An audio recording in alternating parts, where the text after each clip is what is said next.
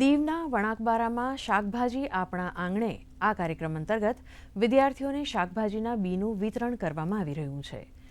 સમગ્ર શિક્ષા અને શિક્ષણ વિભાગ દીવ દ્વારા સરકારી ઉચ્ચતર માધ્યમિક કન્યા શાળામાં દરેક વિદ્યાર્થીનીઓ અને શિક્ષકોને ટામેટા, તુરિયા, દૂધી, ગુવાર, ધાણા, તરબૂચ, ટેટી વગેરે 11 પ્રકારના શાકભાજીના બીજ વિના મૂલ્યે વિતરિત કરવામાં આવ્યા છે। આ કાર્યક્રમ નવરંગ નેચર ક્લબ રાજકોટ અને ડોક્ટર આનંદ ગોદાણીના સહયોગથી કરવામાં આવ્યો હતો, જેમાં કિચન ગાર્ડન અંગે માહિતી પણ આપવામાં આવી હતી। 5000 વિદ્યાર્થી સુધી આ બિયારણ મફત પહોંચે અને એનું વાવેતર થાય, ઘરે ઉગાવે અને શાળાના કેમ્પસમાં પણ ઉગાવે અને એનો ઉપયોગ કરે। આ હેતુસર આજે વણાકબારા શાળાની અંદર આ સરસ કાર્યક્રમ કરવામાં આવ્યો, જેમાં ખાસ કરીને દીવના શિક્ષણ અધિકારી સાહેબ પણ ઉપસ્થિત રહ્યા અને વિદ્યાર્થી અને શિક્ષકોએ પોતાના જાતે જ આ બીજનું વાવેતર કર્યું છે અને દરેકને ઘરે વાવેતર કરવા માટે આ બીજ વિના મૂલ્યે આપવામાં પણ આવેલ છે।